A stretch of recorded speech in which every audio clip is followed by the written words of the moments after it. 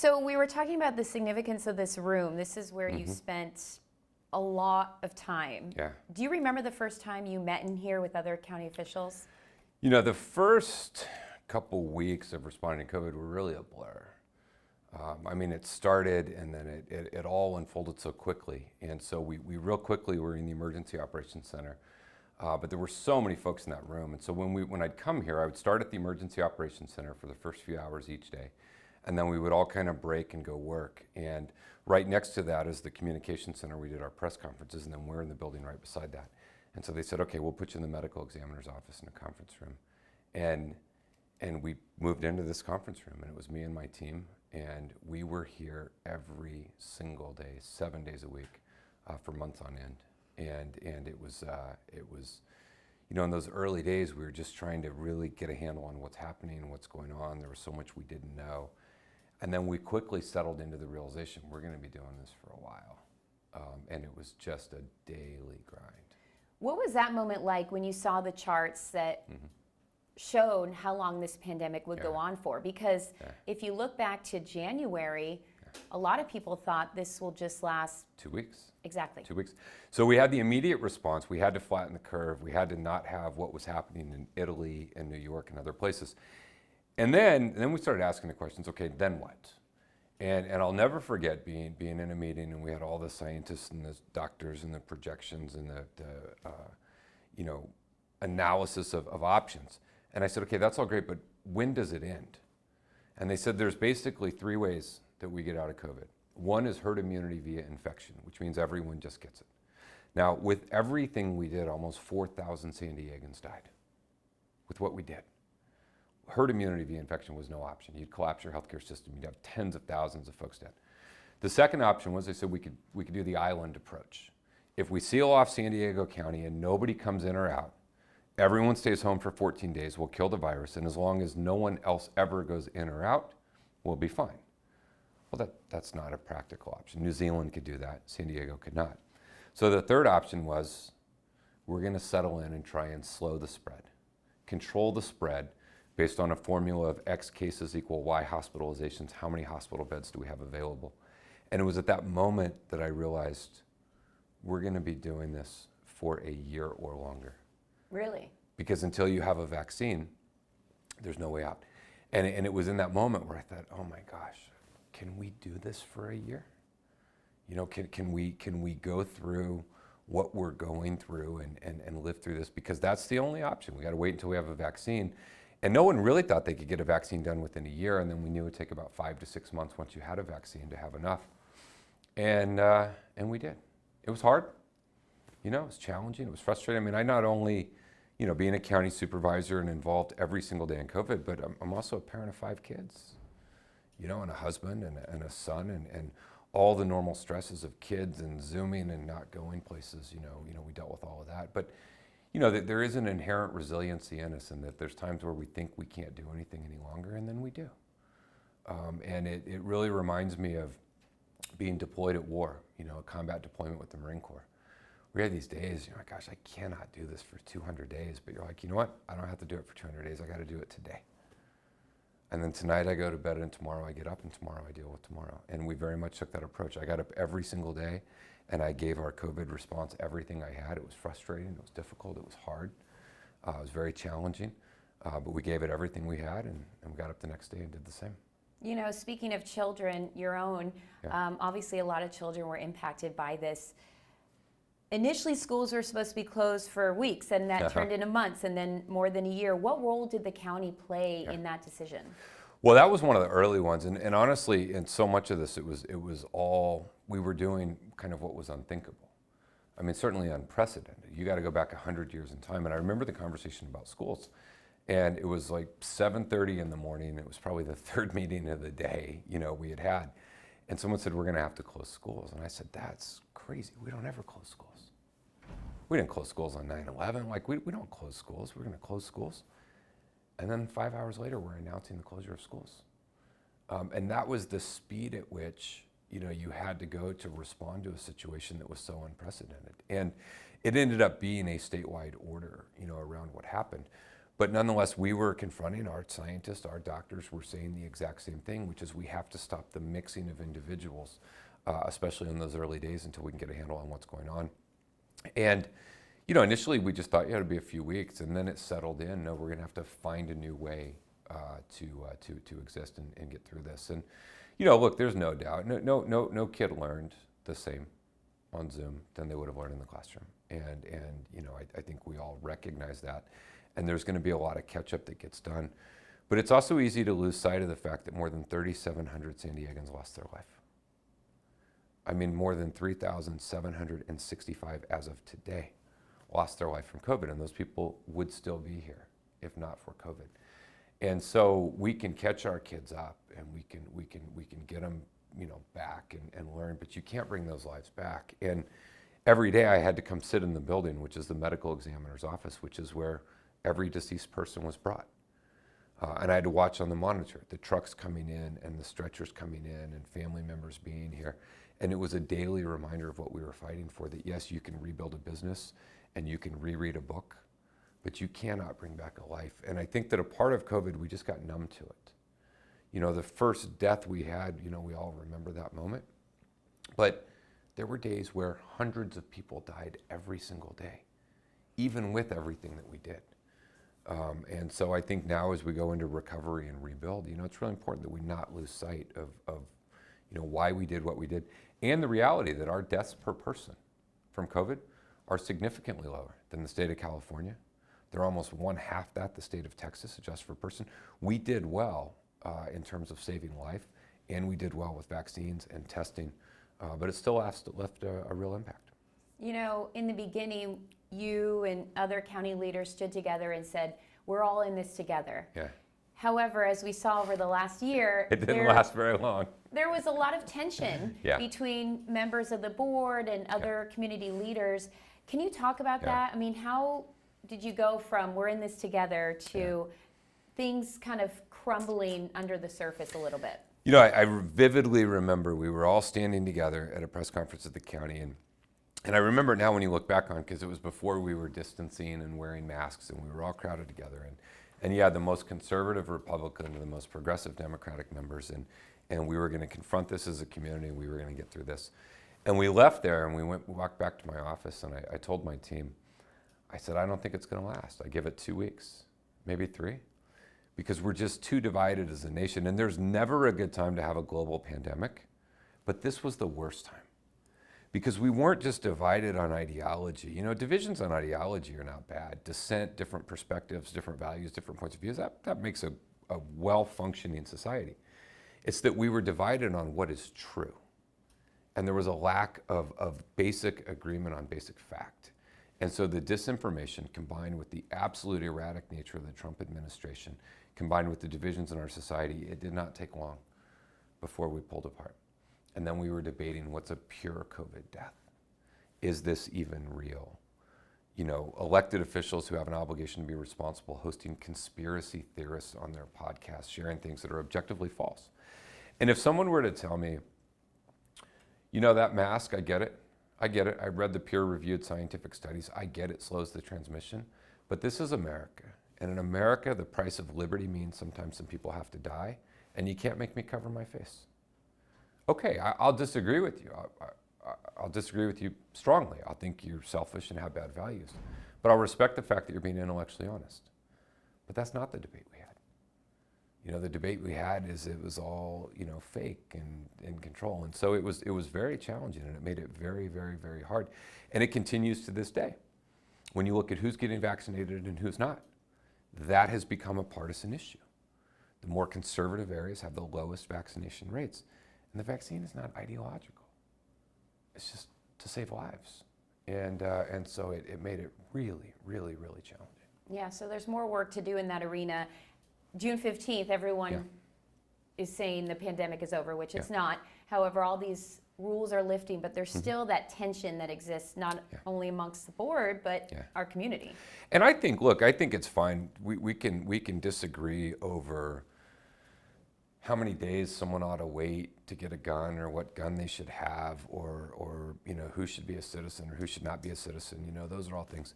But if there was ever a moment where we truly needed to come together and just work the problem in a non-ideological sense, that was this. And whether your number one issue was saving lives or reopening businesses, we did the exact same thing. You had to slow the spread.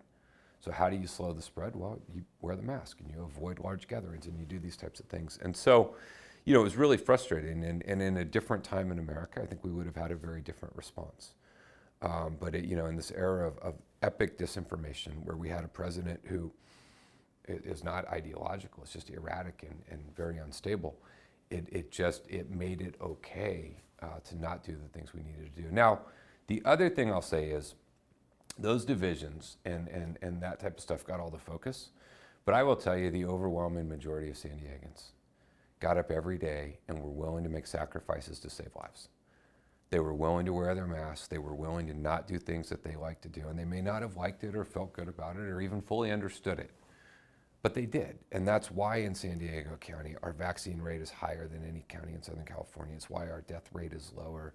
It's why our economy is going to rebound, because there still is, despite the polarization and the conflict that gets the attention, there is an inherent resiliency and goodness in San Diegans, and they care about each other.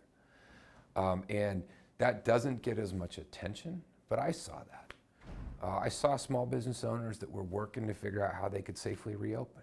And when things would change, they would change. And I know it was frustrating, I know it was hard, but the number of folks, who saw me on the street or even on messages would say, hey, keep doing what you're doing. We know it's hard, but we know it's important, and we're going to get through this. And so I think there was a lot more of that than there was divisions, but man, at times it didn't feel that way.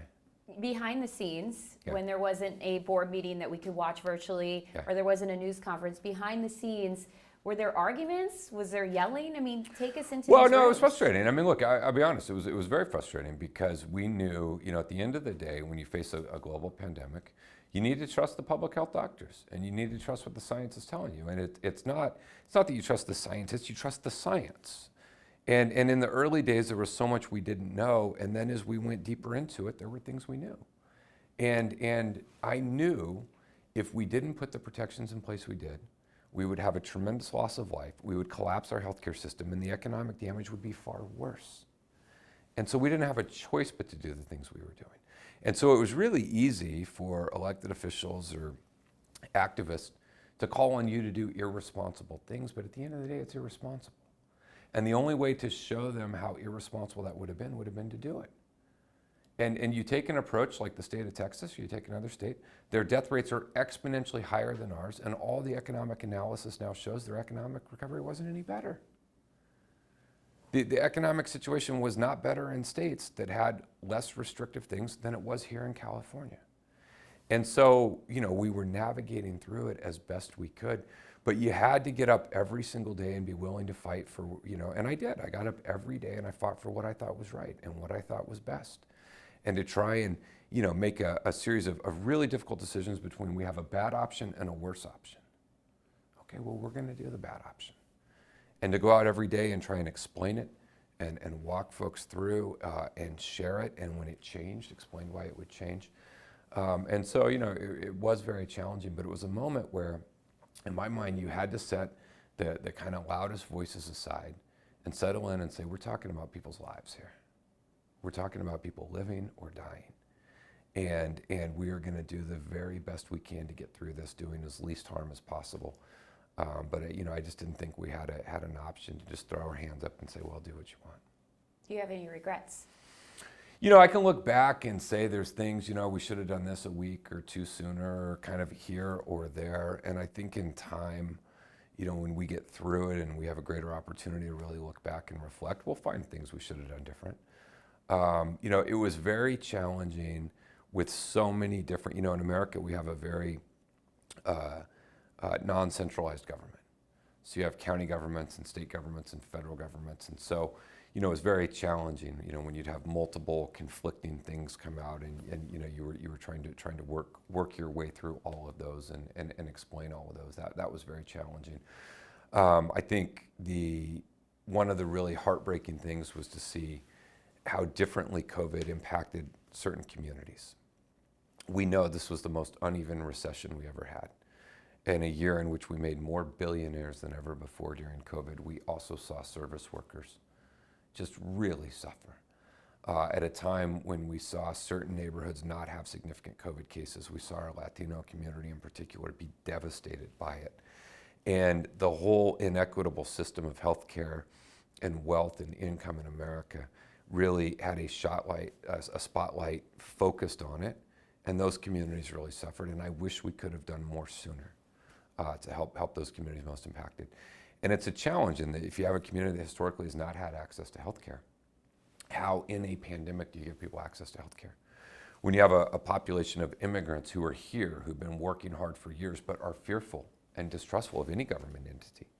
In an era of Trump, how do you convince them, hey, it's okay to get tested? Hey, it's okay to come get healthcare access?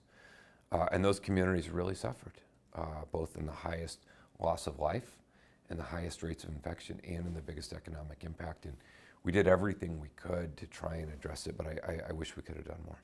And I think you've already touched on this, you know, the numbers of vaccinations and, you know, where we stand compared to other counties. But is there something that you celebrate as far as being a proud moment or something you're proud of? I think there's a couple things. One, look, we did well in testing. Testing was hard. That was one of the big things. We did incredibly well in vaccines. A lot of work, a lot of locations, a lot of sites, a lot of ways to do it. We did really well in that we never ran out of hospital beds. That was the goal of COVID, was not collapse the healthcare system. It wasn't stop the spread, it was slow the spread of COVID so that we would not overwhelm our healthcare system. And I think we did well. Certainly we caught up by the time we got to testing and vaccines to make sure that every community had access to it. And to try and infuse resources and help to try and support it. I also think that as a county we did well on being very honest with the public. Here's what we know, here's what we're doing, here's what we don't know. When something would change, we would come say, hey, this changed and here's what we're doing. We shared more data in more ways and more transparency with more dashboards, I believe, than any county in California. And I really thought going into this, when you're facing a pandemic, you have to be very transparent. And you've got to take the questions and you've got to share information and you've got to inform people of what you're doing. And I think as a county, we did a very good job in doing that. Talk about the process of setting up the convention center as a shelter and then later on setting up these mass vaccination sites. Well, early in the pandemic, I mean, one of the things we knew out of the gate was congregate care settings. A lot of people condensed together in small areas were the most problematic. And that's where you were going to get outbreaks. And when you'd had vulnerable folks in congregate care settings, skilled nursing facilities, nursing homes, homeless shelters, we knew we had to do something. And so I went early to the mayor and I said, hey, we've got all these shelters with people in bunk beds all crammed together. I said, we've got to get them out of that setting. It is ripe for a serious outbreak. And these are folks who have underlying health conditions at significant rates. And their health age is much greater than their biological age because of their life experience and conditions. And so right out of the gate, we had public health nurses doing temperature screenings and doing sanitation, all that. And then we moved very rapidly to move into the convention center. And when you think about moving 1,000 to 1,500 folks, right, moving them from where they were into a new thing, and all of the incredible work that went into that, from the logistics and the food and the laundry and the bathroom and all that facility, that was all happening at the same time Boston and other places were having significant outbreaks in their homeless shelters. And so I think that was a success story. We managed to get all those folks moved, and then we centralized services, and we were able to provide better mental health services, better drug treatment services, and then connect hundreds and hundreds and hundreds of those folks into permanent housing solutions. And so I think that was a success, but it was certainly controversial, at the time, and it was very controversial and it was very challenging. And then as we headed into the fall, knowing the vaccine was coming, basically saying we're going to have to build out all of this capacity to do mass vaccines. And we not only established the first vaccine superstation, then we built a second, a third, a fourth, and a fifth. But we knew just the superstations alone would not reach everyone. We had to do smaller ones in neighborhoods. And so you get to the point where you're looking at 50 to 60 just county-sponsored sites you can go get a vaccine, and trying to make those equitably available was very hard. And then, of course, we went through not having enough vaccine and the demand and all of those things. But, you know, we sit here today basically at 75% of eligible folks having gotten their first shot. You know, far ahead of the state, far ahead of other counties, and San Diegans responded. And I really appreciate folks' patience. You know, it didn't feel, folks didn't feel very patient when they, you know, everyone was fighting for those appointments and those shots. But, you know, I think we got through it in a really good way, and that's a part of why we're in such a strong position now. How long were your days?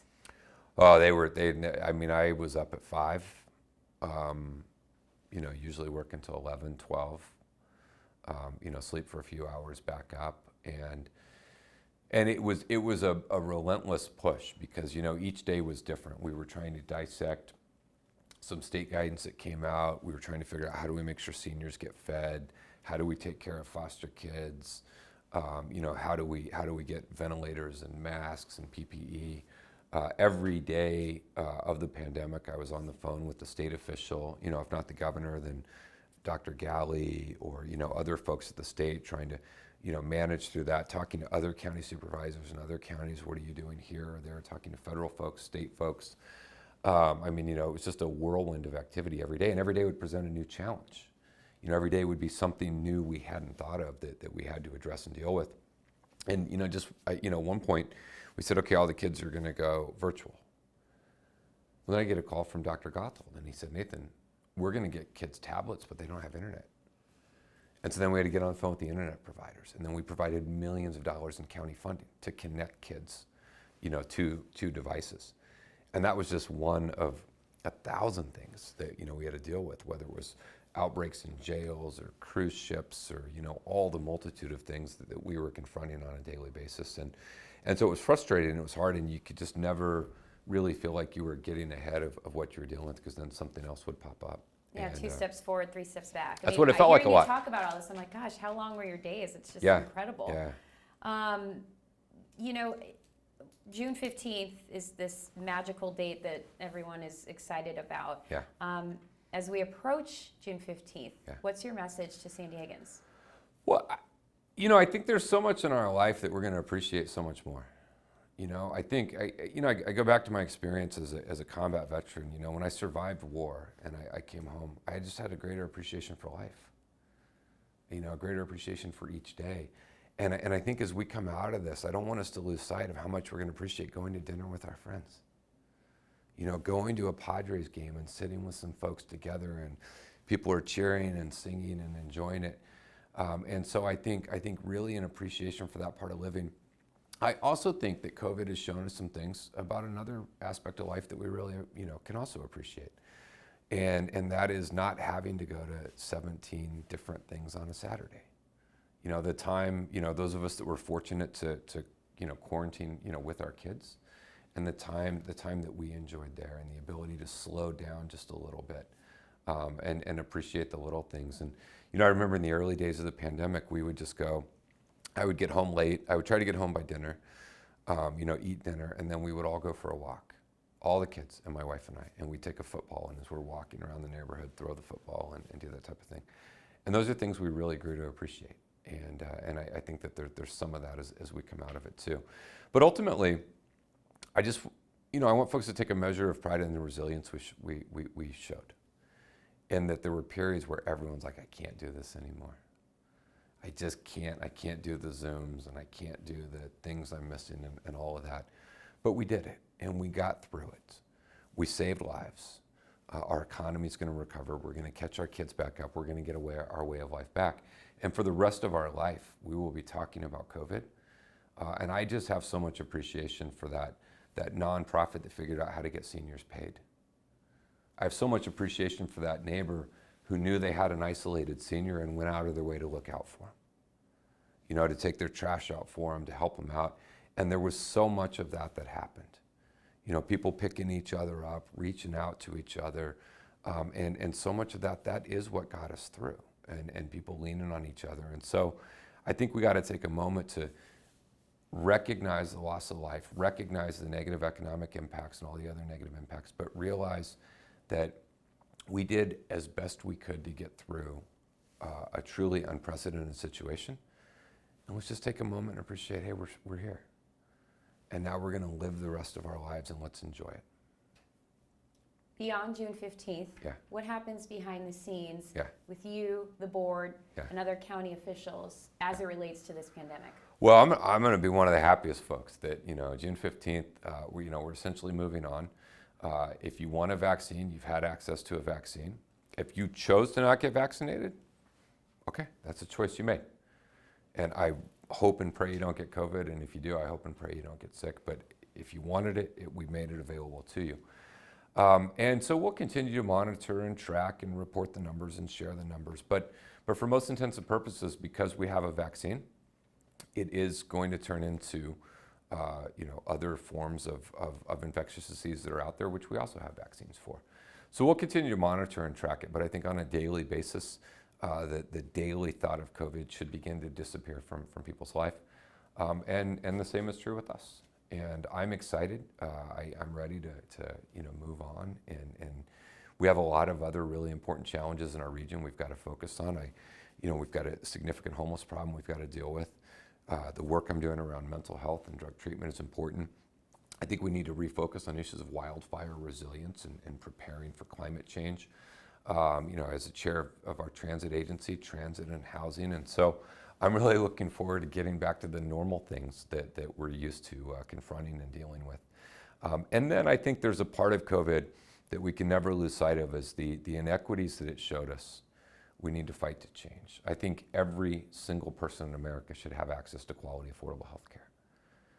I think the fact that a child in Barrio Logan is 8 times more likely to have asthma than a child in La Jolla, well, we know that person with asthma was exponentially more likely to die from COVID than that person.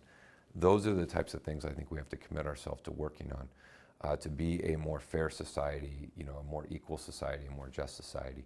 And so I'm never going to lose sight of what COVID has shown us, and it will drive a lot of what we do moving forward.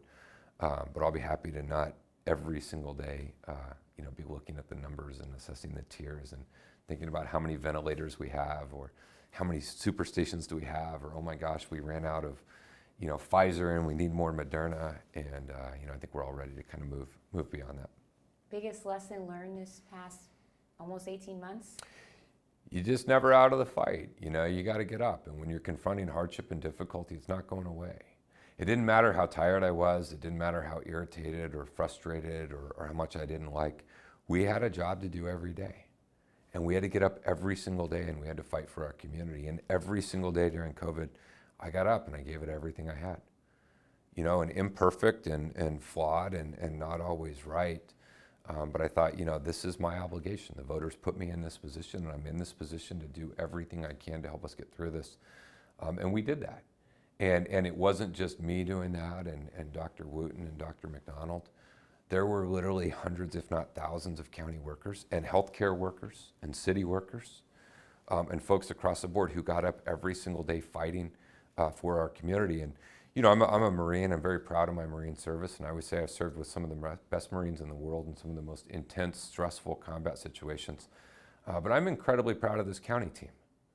This county team got up every single day and went to work. And it wasn't just the folks you saw on TV. There were so many folks who came together to deal with the hardship and difficulty and everything we went through.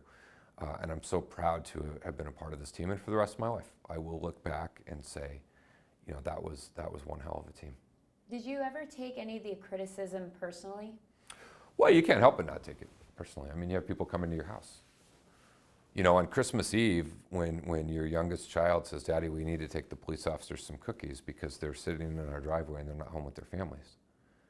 That's a moment where you realize, like, my gosh. The criticism, was so intense and so pervasive. It was hard to escape at times.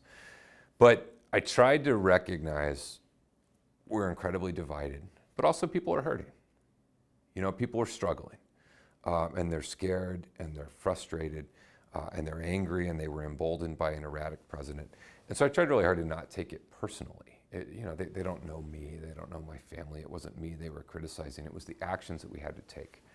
And no matter what we did, we would get considerable criticism. And so I just accepted it part of the way through, that this is just a part of it. And, there's times you just say, well, I'm just not going to look at social media for a while, and I'm going to focus on doing my job every day. And so, yeah, I mean, it's hard. We're all human. You know, it's a normal kind of thing you go through. But you got to have the ability to set that aside and say, I've really just got to focus on doing my job. And, you know, I think we equally at some point or another made everybody mad, because there just was no easy path out of this. There was no magic solution that would make people happy. And you know, we were doing the best we could to get us through it.